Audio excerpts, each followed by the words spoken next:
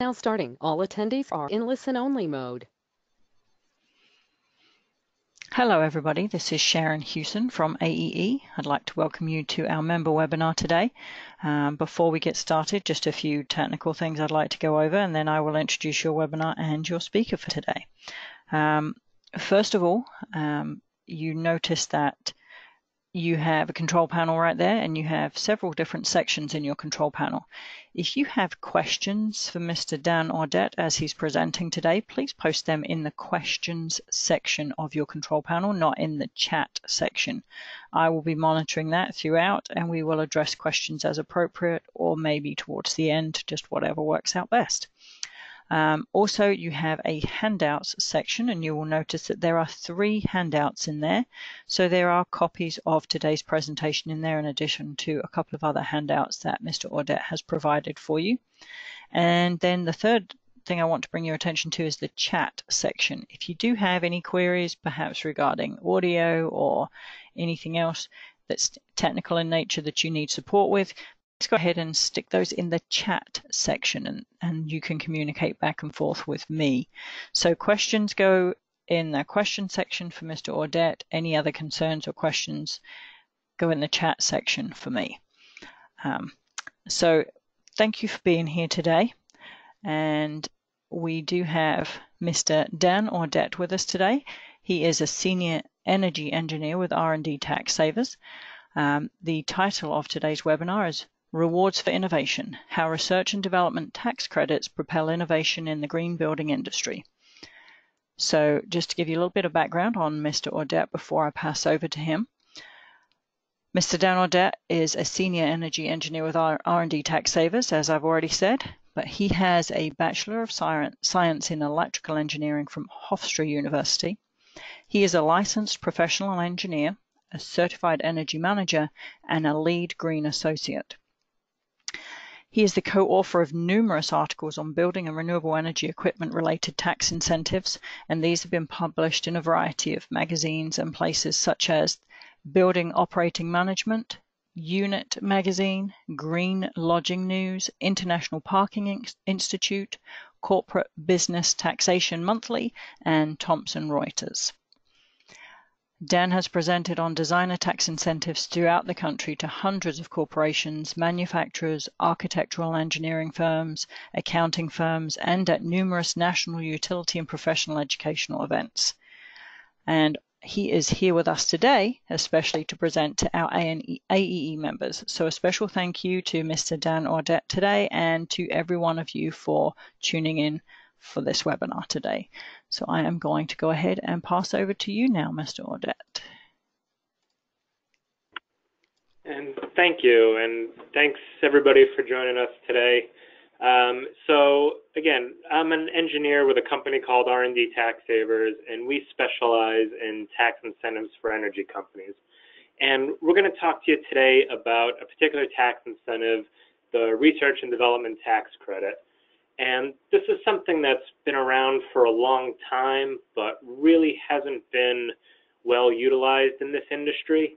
It's something that's supposed to reward you and reward your companies for doing new technical things in your business. So hopefully throughout this presentation, you'll get a good sense of what the credit is, how to identify whether what eligible activity is, and how to potentially get a sense of how to calculate this and process this credit. So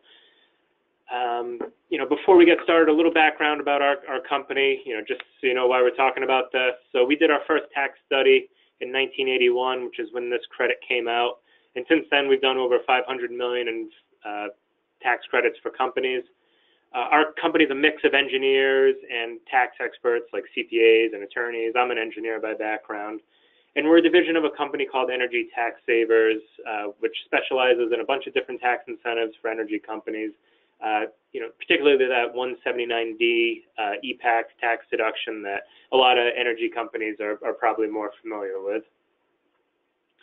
But what we're going to go over today, we're going to give you an overview of the R&D tax credit, what it is, how it's been used.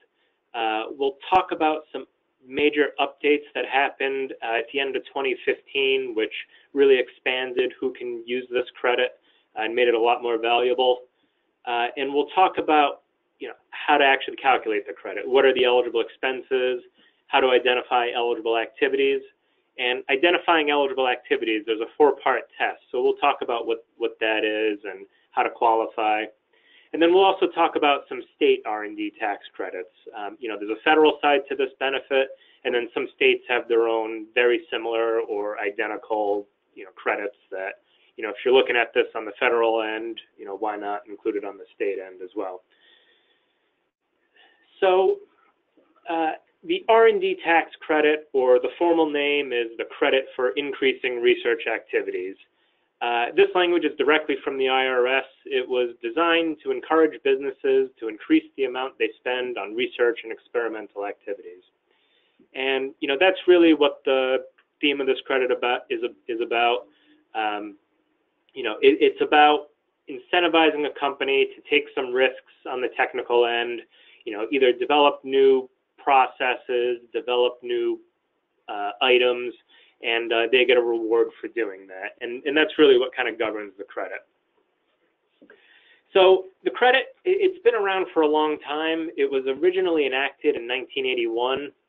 And, this was kind of done at a time when the U.S. thought that Japan was going to be overtaking American business. So what they did was, they came out with this tax credit, which is, again, supposed to incentivize companies to take these technical risks, be a little more competitive, improve their processes, improve their businesses, and they get a reward for doing that. And that was a long time ago. The credit's been updated a lot since then, but essentially the theme of that's still there. A company takes a risk to do something technical, develop something new, whether it's a product, whether it's the way they make something, whether it's their actual design process.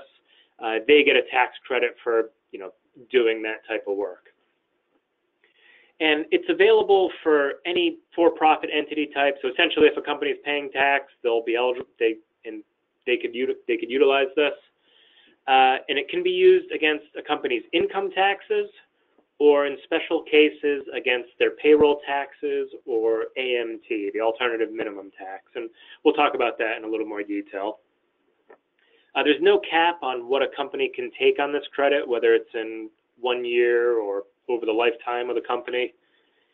And calculating the credit, the way it works is you identify what the eligible activities a company is doing, and then you look at the expenses tied to those activities.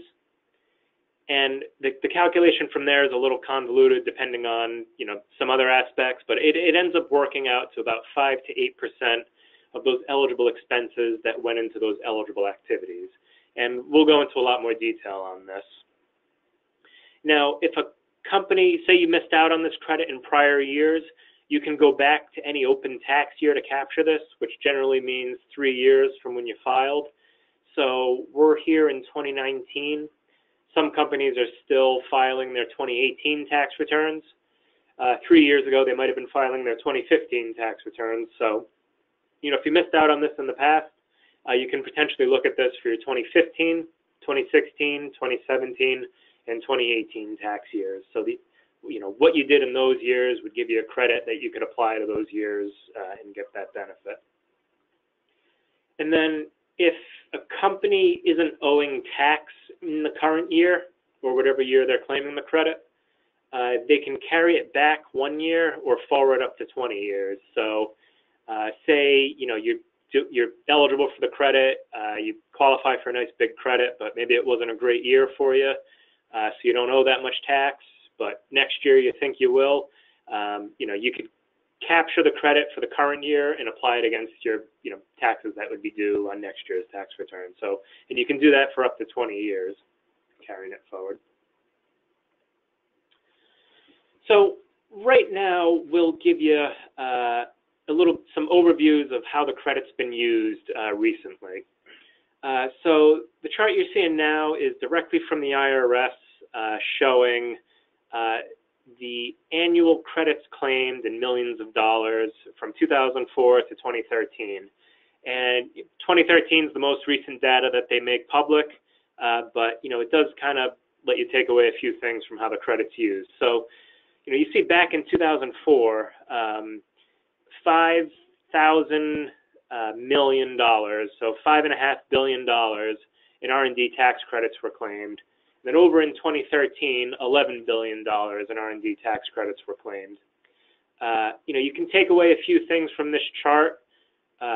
Maybe, companies are doing more eligible R&D activities that, would qualify them for bigger credits.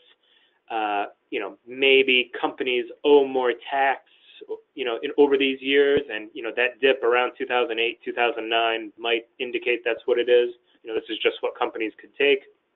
Or, it's doubled in growth. Maybe companies are just getting better at capturing this credit, documenting, eligible activities for this credit, and maybe more and more companies are kind of taking advantage of this credit. So, you can take away a few different things from this chart, but, it does show you that usage of this credit is going up over the past, 15 years.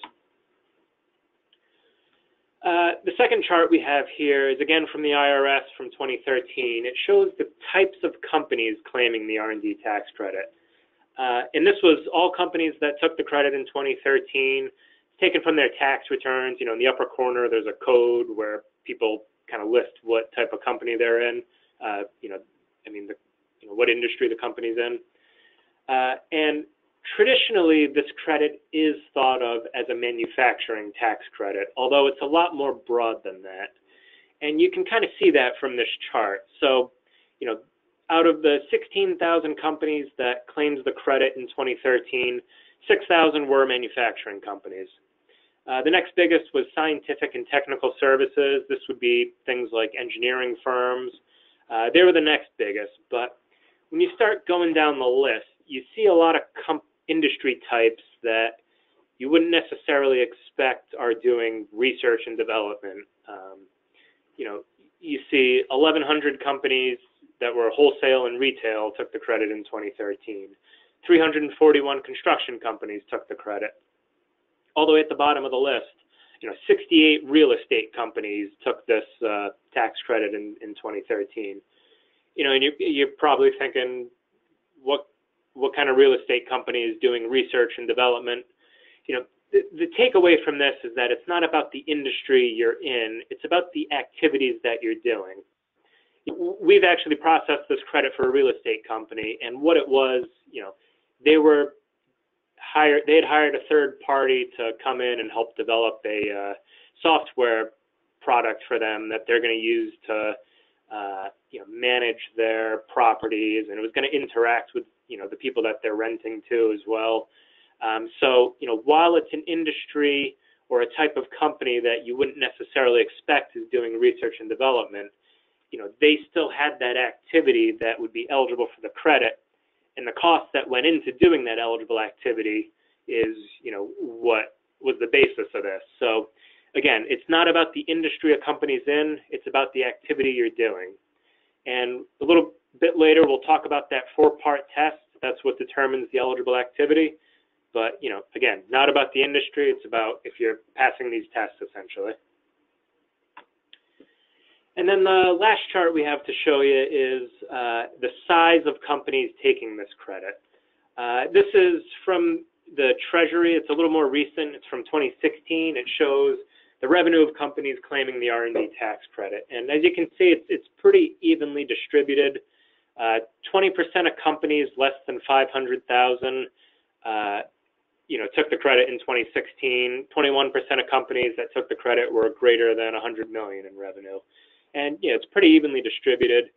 The two breakpoints I want you to pay attention to are companies less than 5 million in revenue.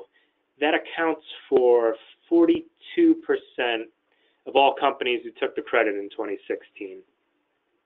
The other breakpoint is companies smaller than 50 million.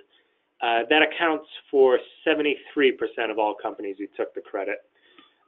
So 42% of companies were less than 5 million, 73% were less than 50 million. just keep those numbers in mind for a few minutes. Okay, so that's how the credit, has been used in the past couple of years. At the end of 2015, there were a bunch of major updates to this credit that expanded it and allowed a lot more companies to take advantage of it. One thing was that the credit was made permanent.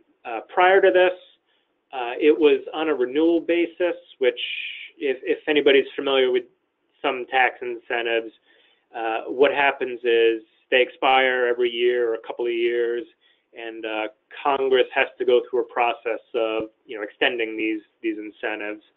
And oftentimes, you'll go through the whole year not knowing whether something's available, and Congress will make it retroactive.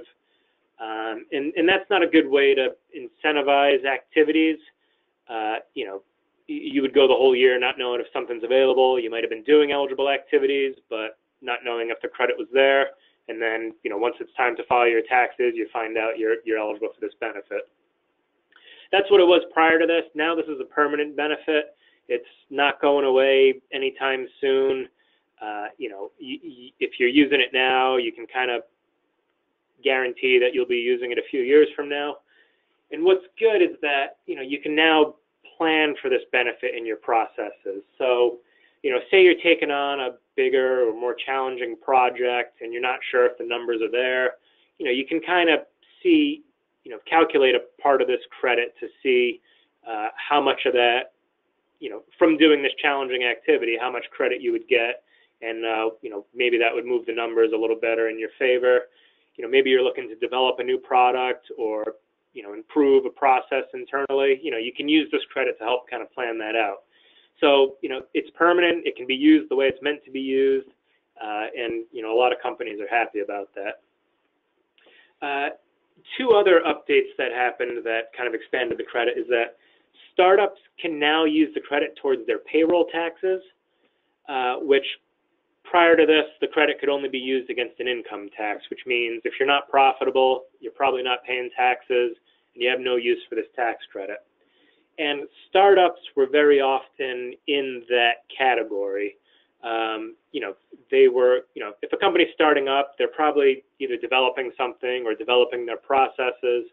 And, there's a lot of eligible activity usually associated with that. Well, if they're not profitable, they had no use for this credit. They could have locked it down and maybe carried it forward for a few years, but with this new provision, they can apply it against their payroll taxes. So even if they're not profitable, but they have employees on staff, they're probably paying payroll taxes, they could apply the credit against that. Now, the definition for a startup is, they can't have made profits prior to 5 years or made any sales before 5 years before taking the credit, and they have to be smaller than $5 million in revenue. If you'll remember that chart that we just showed, 42% of companies are smaller than $5 million in revenue. 42% of companies taking the credit. So, that's a lot of people already taking the credit that could potentially utilize this payroll tax provision. The other update is that in many cases, depending on the company, you can use this against AMT. And AMT it's the alternative minimum tax. And for those of you not familiar, when you're calculating what kind of tax you owe, there's really two things that are being calculated. If you've ever used like a software that kind of, you enter in the information and you calculate your, you calculate what tax you're owing, you enter in something, you see the number go down, you see the number go up. What the program's really doing is calculating two different taxes. One's the regular tax, one's the alternative minimum tax.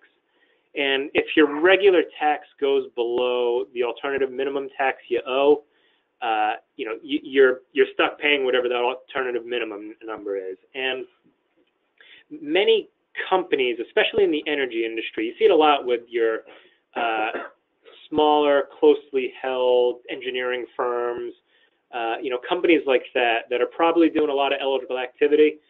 They were getting hit with AMT a lot, which means, tax incentives were essentially worthless to them. They're going to be paying this alternative minimum tax anyways. what this provision allowed is to apply this R&D credit against AMT, where a lot of other tax incentives, doesn't work for that. You can now use the R&D credit against that. And it opened up a lot more companies to, utilize the credit as part of their process, another new development there. Now, this is available only for companies smaller than 50 million in revenue, which again, if you remember that chart we just showed, 73% of companies taking the credit would meet that definition. So, assuming this represents companies out there, there's a lot more companies that could, potentially utilize this credit now. Okay, Dan, we have a couple of quick questions. I don't know if this is a good time to ask these. One of them is, are non-profits eligible for these types of credits? So no, because, they're not paying any tax, so, they can't really utilize a tax incentive. It's really, if you're a for-profit entity, you're doing that eligible activity, you owe tax. This is a, tax incentive for that type of company. Okay, and the other one was, when do you expect the federal government to finally enact the qualified improvement property tax deduction or credit? For example, is doing an LED lighting retrofit? So we've been watching that for a while. It's kind of gone on longer than we've expected. There was kind of a hope that tax provisions would be included on that big budget bill that Congress kind of, talked through recently. But, that was pretty clean. So, from what we're hearing, it could be, there needs to be some additional bills that go along with that, there could be some tax provisions added on, but, there doesn't look like there's anything soon, but something may happen towards the end of September, October, or maybe towards the end of the year. But it's really, everything's kind of up in the air right now. Okay, thank you. Those were the only two for now. Okay. So, yeah, we'll move on to talk about, where some of these opportunities would be in the energy industry. And, we kind of divide this into two types of companies that, would be eligible for this. There's companies that are developing new or improved products or components. And these would be things like your manufacturers, like your equipment manufacturers, controls developers, software developers, companies that are making a product or changing their products or changing their manufacturing processes. And then there's companies that are implementing these, solutions on a, project by project basis. And these would be things like your A&E firms, like your architects, engineers, your ESCOs, your design consultants, maybe lighting designers, HVAC specifiers, people who, you have a project, it's not always cookie cutter, so, you go through some sort of design process to, determine what that, solution is for each project. So, that's really where we, see the activity. It's companies making something or companies implementing solutions for projects. And what some of these activities for a manufacturer would be, designing new products, maybe improving their existing product design. Say, you manufacture boilers and you're trying to increase the efficiency of your boiler system. So you do some work, maybe experimenting with different materials, different layouts, techniques, and you're trying to improve the design there. That's something that's eligible. Maybe you're trying to just improve the efficiency of your manufacturing process. So you change the layouts, maybe change the types of machines you're using. That activity is also eligible as well. And then, custom projects. A lot of manufacturers will, have, specific custom jobs that they'll get where they have to kind of develop a solution for that.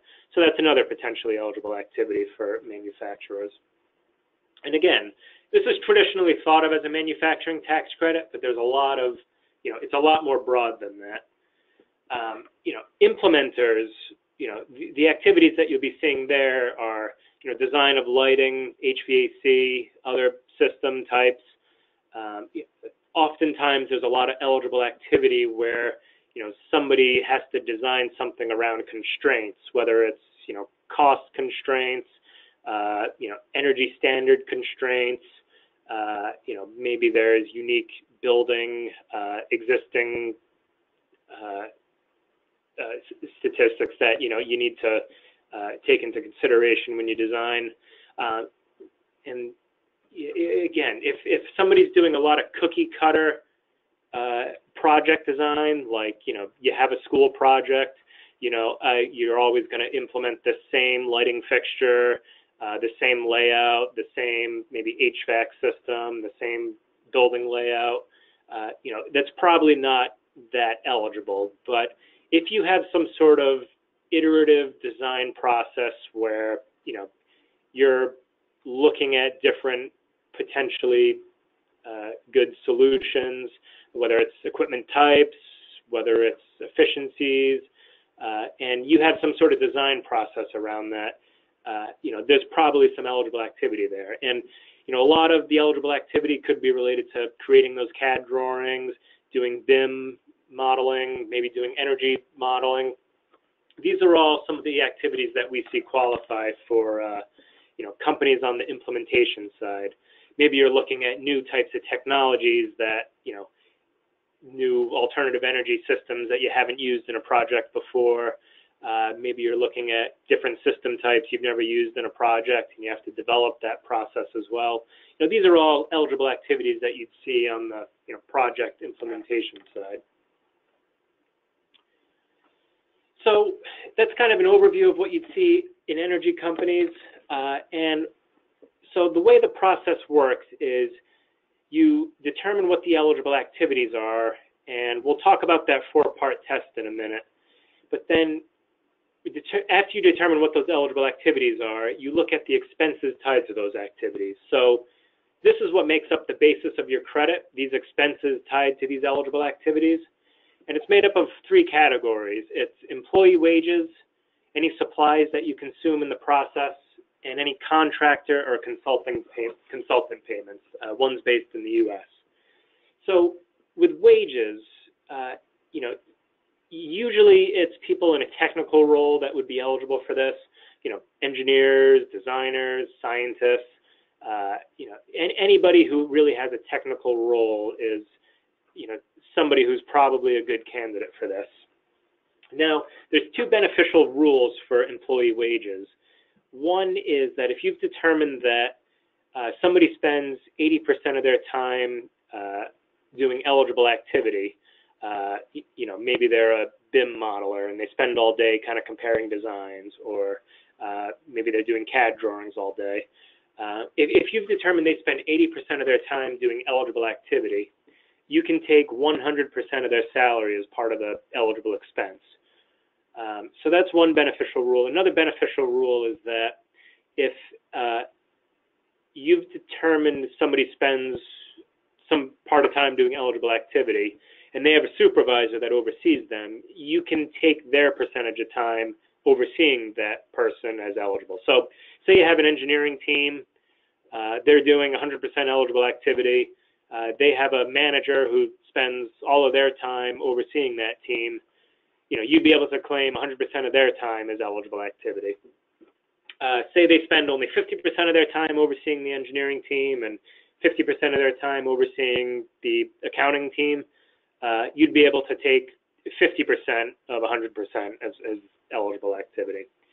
And it works one level up, it works one level down. So if that engineering team has a support staff, you could include them as well. But you can't go 2 levels up. Like, you can't take the manager's manager, or one level up, one level down. Supplies consumed in the process is, generally like raw materials. Say somebody's creating a prototype, and maybe it's a new product, and they create some prototypes. The cost of those materials is what you'd add into that. Say you're, we've seen often a lot of custom project implementation, maybe architecture firms or, lighting designers. They'll sometimes, 3D print like a prototype of something. That 3D printing material would be eligible. Usually, supplies are on the lower end in terms of this credit. but that's another eligible component. And the third one we mentioned was U.S. contractor consultant payments. These would be things like, say you're developing a building design, and maybe you're doing a project in a building, you're specifying an HVAC system, you're an HVAC company, and you need to do some maybe structural calculations that you can't do in-house, so you hire a third-party engineer to do this. That cost that would be associated with that would potentially be eligible for this credit. And the thing on the contractors is that you have to take a haircut on those. So whatever contractor expenses that are eligible for this, you can only include 65% of that as eligible. So wages and supplies, you can include the full cost as an expense. Contractors, you can only include 65% of the cost. So that was the eligible expenses.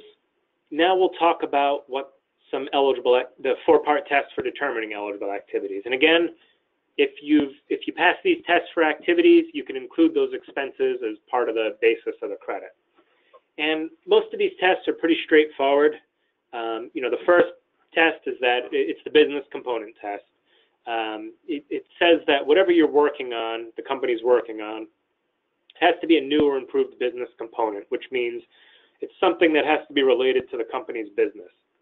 And there's very few companies out there that are spending money, on wages or anything else to develop something that's not part of their business. So, it's not really that much of a concern. But what it's saying is that it could be a product, it could be a process, it could be a software, technique, formula, or invention. And it doesn't have to be new to the world. It just needs to be new to your company. So, a new or improved product that your company's offering, or a new or improved process that you're doing on your side. Again, not new to the world, just new to your company. But that test is pretty straightforward. So is the second test, the technological information test, which says that something needs to be technological in nature.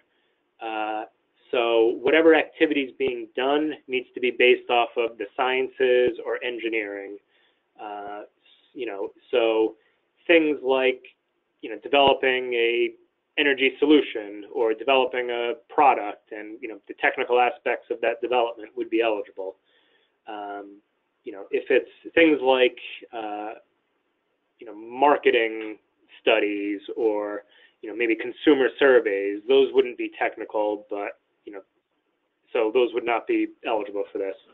A good example to kind of illustrate this is that, say you're a company that manufactures green boxes, and you do a bunch of work to see, do you want to change to maybe introduce blue boxes? Is that going to sell better? Or what color is going to be best for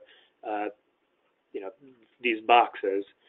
That work is not eligible, but the technical side of that, maybe developing new paint formulations,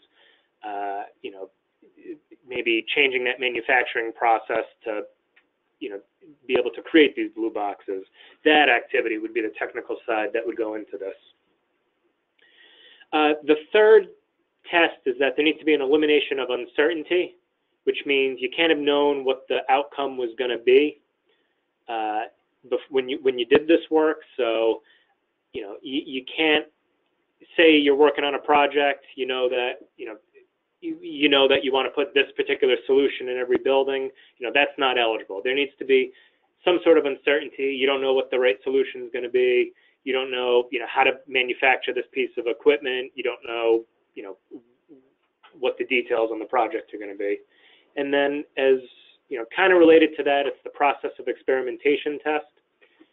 It says that a company must go through some sort of process of, overcoming this uncertainty. And, these tests are really where the meat of the credit is, that there was an uncertainty, so the company went through some sort of process for evaluating that uncertainty or overcoming this uncertainty. So, and what needs to be done there is that, this language is straight from this is from the IRS audit guide, that, The company must identify the uncertainty regarding the development of a business component. They must identify one or more alternatives intended to eliminate that uncertainty, and they must identify and conduct a process of evaluating the alternatives. So there was some uncertainty related to the project, whether it was the final design of the system or the product, maybe the specs of those things, and the company considered one or more different alternatives to overcome this uncertainty, and they had a process for doing that. So maybe it was a product. They were looking at different materials, what's best to make the product out of. So they did some testing of these materials to figure out what was best. Maybe it was a building design and they didn't know if they wanted this particular HVAC system or another one, so they did some energy modeling to figure out what the best solution would be there. So there's an uncertainty, there's some alternatives you considered, and you had a process for evaluating that. That's really the meat of this credit. So we have a few examples from what would have been done in this industry. Say there's you're working on a data center, it was going for LEED Gold. The project was the design and construction of a new LEED Gold data center with custom control systems. So the company needed to create advanced lighting control designs, do some advanced power distribution design because of the big load on the building. They did a lot of experimentation using modeling software. Maybe it was energy simulations to drive the energy efficiency of the building and qualify for this.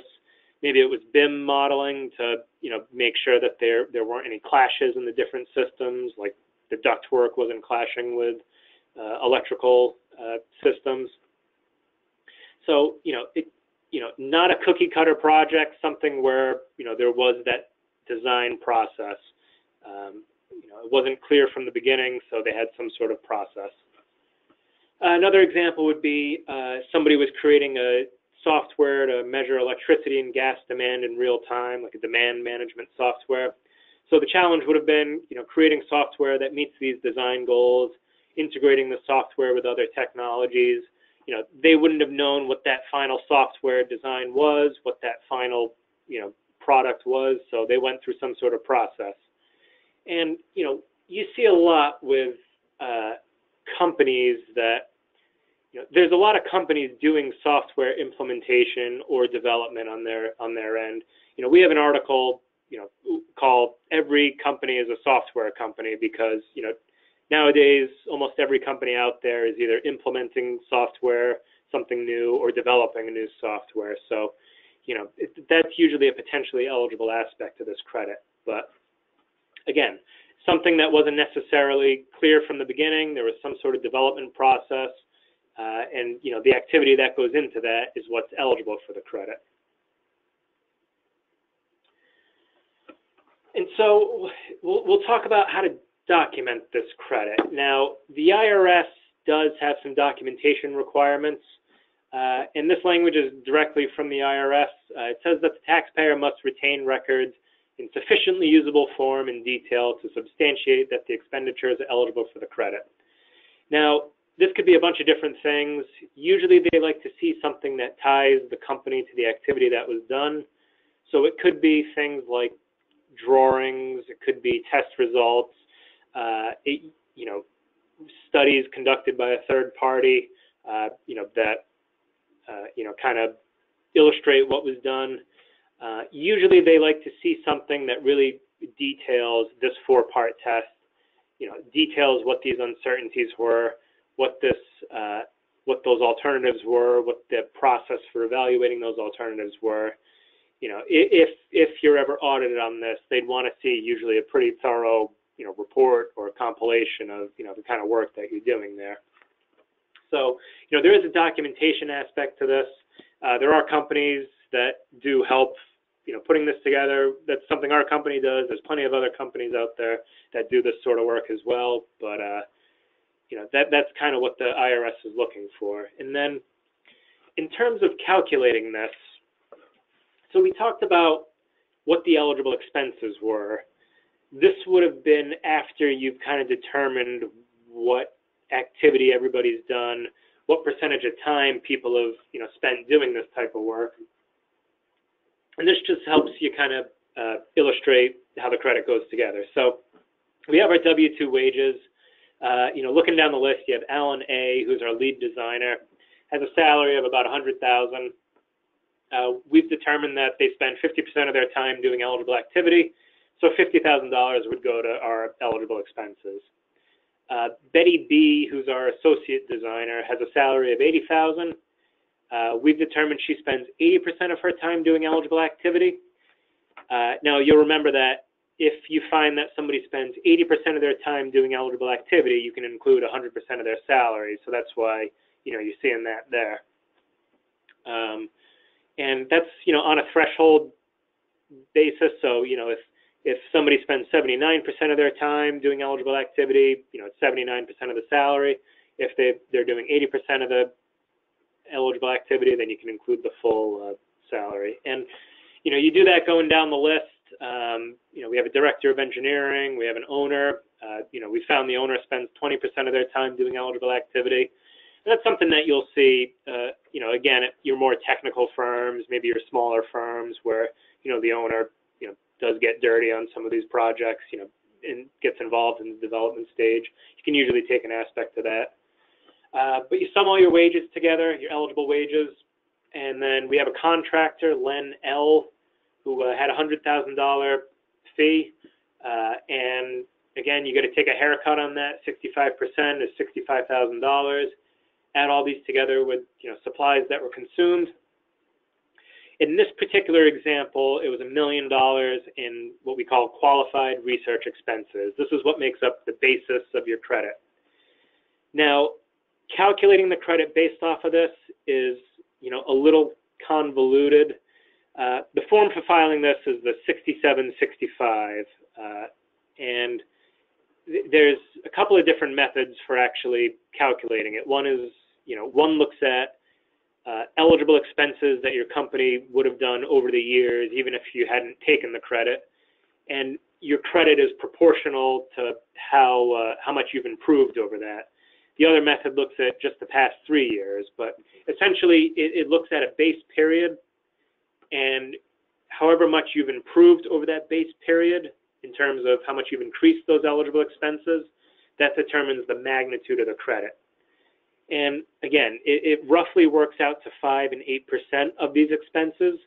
So in this example, it was $1 million, and for that $1 million, it was a $60,000 tax credit, which is about 6%. Now, just because maybe you're not increasing over prior years doesn't mean that you're not getting a credit. It just means the magnitude of the credit would be bigger. If you went from having no eligible expenses in prior years to having a big eligible expense, you would be over that 5 to 8% range. You'd probably be at a 14, 13% of eligible expenses. So, it's based on how much you've improved year to year. Even if you didn't take the credit in prior years, you still kind of got to calculate what those eligible expenses would have been using the same method.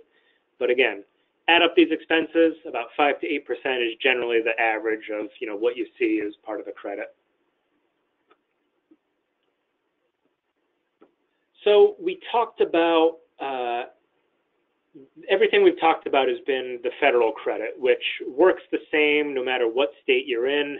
If you're doing eligible activities in the U.S., then you're going to qualify for the federal credit. In addition to that, about 40 states have their own state R&D tax credit, and every one of them is pretty different. They vary on the amount of the credit, the way that it's calculated. Some states allow it to be a refundable credit versus not refundable, meaning you can kind of sell it if you don't need it. Some base the credit similarly to the federal credit, where it's the expenses that you incur. Some are based on the number of employees you have. Some states limit what types of companies can take this, like New Jersey. They have a great credit, but only C Corps can take it. If you're an S Corp or an LLC, you're just stuck with the federal credit. And some states require kind of an application to take the credit. Like for example, Pennsylvania, they have a very good state credit, and the way it works is that you apply for it in 1 year, and then they kind of divvy out based on fund availability the next year, and you would then apply it to your next year's return. So, it's different in every state, but, this is a map showing the states that have their own state R&D tax credit. Anything in blue, if you're in these states, you're doing eligible activity in these states, then in addition to that federal credit, you'd have that state credit. So you're in these states, you're doing eligible activity in these states, you'd probably, the credit's going to be a lot more valuable to you than somebody in, Tennessee. These credits, state credits, again, it varies by state, but it oftentimes equals the federal credit, if not exceeds it. So it would be doubling your value, depending on where you are. So, if you're in these states, maybe pay some closer attention to this credit. So Okay. now we'll just show you some case studies. Dan, sorry to interrupt you. Just before you go into the case studies, I was just going to address a couple of questions here. We've got, and your map actually answered some of this, but one person says, do you have any idea if this tax credit program applies in Ontario, Canada as well? So Canada does have an R&D tax credit, and it's kind of similar to the U.S. one. The U.S. actually based their R&D tax credit off of Canada's. So I don't know if Ontario itself has its own credit, but there is a Canadian tax credit that is available. Okay, and then somebody else was asking about Hawaii and Puerto Rico, and you have Hawaii included in your map, but do you know if it's available in Puerto Rico? So yes, the federal credit would be available. I don't believe they have a state credit, but I could double check on that. I don't know if they have their own internal credit on top of that, but I could double check and follow up if you wanted to shoot me your contact information. Okay. Let's see. Someone asked, are architect/project manager services eligible? It says if hired for projects. So if it's hired for a project, it depends on the situation. So as part of this credit, there's an aspect that the IRS is looking for, an aspect of risk. And if you're hired for a project on a hourly basis, meaning whatever work you're doing, the customer's kind of paying for in that case, then they say that there's no risk associated with that and it's not eligible for the credit. Now, if you're being hired for a project based on a fixed fee basis, they would say that there's the risk there for you to claim this credit. So, while there still is probably a risk associated for you if you're doing, if you're being paid hourly,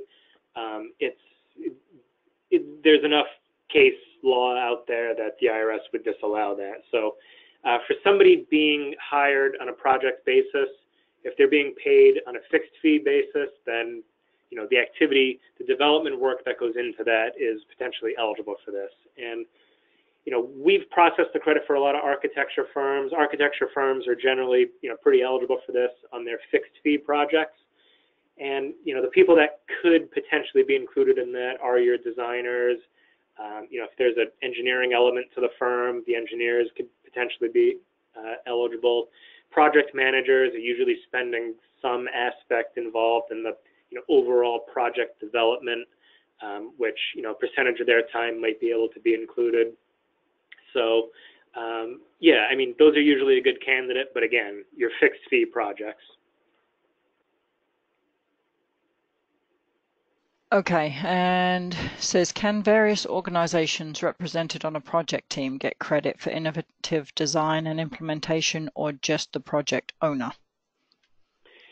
So this doesn't go to the owner of the project. Say we're talking about a building and you have an architect, an engineer, general contractor, maybe a specialized HVAC or lighting firm.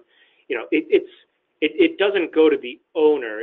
This credit is really more based off of what activity the company itself is doing. You know, the one that is claiming the credit, it's about what activity you've done. So if you're being hired on this project, again, on a fixed fee basis, and you have some sort of development process where you're, again, maybe choosing the type of equipment, choosing the building layout, you know, you have some sort of process for, there's uncertainty on the project, and you have some sort of process for evaluating that uncertainty.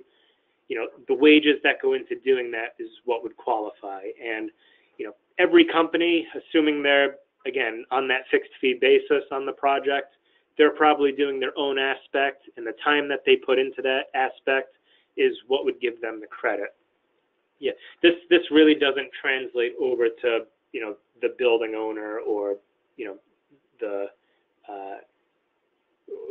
or the end use in terms of, you know, having a project team like that. Okay, thank you.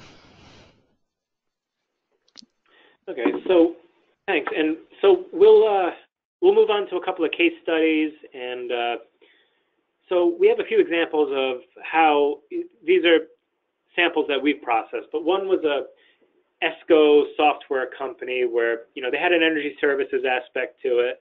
They also developed some software to help, you know, measure the demand of some electrical and gas. But this company had 130 employees. 72 were included in the credit, and they did a lot of software creation as part of their eligible activity. And, you know, each year, so in 2016, it was about $158,000 tax credit. 2015 was about $252,000. And we like to show, kind of illustrate how it works per employee. Although this is not at all based on number of employees, it does kind of help you quantify how, you know, what that works out to. And so in this case, it was about $5,700 in credit per eligible employee. But again, it's not based off of that at all. Another case study was for a lighting designer. This company did a lot of, you know, innovative lighting systems. You know, they did a lot of university work, a lot of hospital work, where, you know, those are not always as straightforward. They did a lot of experimentation with circadian lighting systems where, you know, it would adjust the color of the lights based on, you know, natural daylight, which, you know, is still kind of new. They did a lot of advanced controls, and they had 30 employees. 18 were included in the credit, you know, at various, you know, points. But over 2018 to 2015, it was about $286,000 tax credit, which worked out to about $16,000 per eligible employee. So, you know, again, it's permanent. It adds up year to year as well.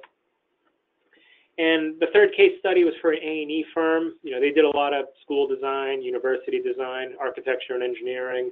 None of it was cookie cutter where they're saying, you know, oh, it's a school, we're going to place this exact design here and this exact design there. It was, you know, that iterative process where, you know, they did a lot of CAD work, they did a lot of BIM work, they did some energy modeling work. You know, the project kind of evolved through different alternatives, different, you know, layouts, different equipment they could use. This was a pretty large company. They had about 160 employees.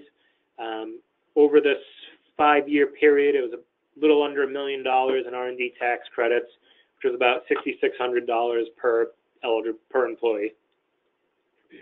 So those are a few different examples of how it works in the industry. And, you know, one thing to help kind of illustrate this incentive.